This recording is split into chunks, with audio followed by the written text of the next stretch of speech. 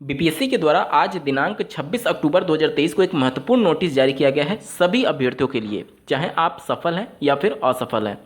आप स्क्रीन पर देख पा रहे होंगे जो शिक्षक भर्ती के लिए विज्ञापन संख्या था 2623, उसके संबंध में यहाँ पर बातें लिखी गई हैं कि परीक्षा फल प्रकाशन के उपरांत दिनांक 27 अक्टूबर 2023 यानी कल से अभ्यर्थी अपना अंक आयोग के वेबसाइट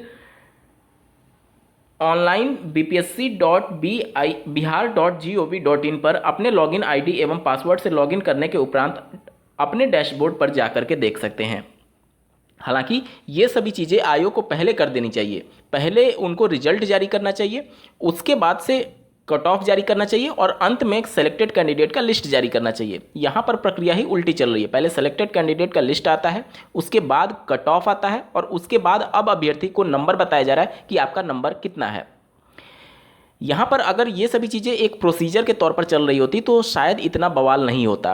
अब अगर आप लॉगिन करके डैशबोर्ड पर देखेंगे तो जो डॉक्यूमेंट, चाहे आप प्राइमरी की बात कर लें, जो डॉक्यूमेंट पहले वाटर मार्क आ रहा था वहाँ पर अब ये लिख करके आ रहा है कि ये डॉक्यूमेंट जो है वो वेरीफाइड नहीं है। मैं आपको दिखाता हूँ, स्क्रीन पर आप देख पा रहे होंगे पहले जो वाटर मार्क आ रहा था आपके डॉक्यूमेंट जो आपने अपलोड किया था और उसको डाउनलोड करके आपको ले जाना था काउंसलिंग में। काउंसलिंग प्रक्रिया समाप्त हो चुकी है और अब जो आपने डॉक्यूमेंट अपलोड किया था वेबसाइट पर जब आप लॉगिन करेंगे तो वहाँ पर ये शो कर रहा है received but authenticity and advocacy has not been verified, यानी कि ये डॉक्यूमेंट जो अपलोड किया गया है वो ऑथेंटिक है या नहीं, ये वेरीफाई नहीं किया गया बीपीएससी के द्वारा।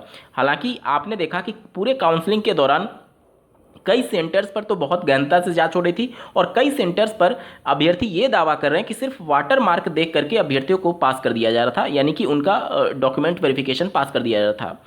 अब ये सभी चीज़ों को आयोग को पहले लिखना चाहिए था जब वो सभी चीज़ें डॉक्यूमेंट वेरिफिकेशन हो रही थी कि केवल ये ठप्पा ना देखा जाए, केवल ये वाटर मार्क ना देखा जाए, केवल ये लोगो ना देखा जाए, बल्कि गहनता से उसकी जांच की जाए।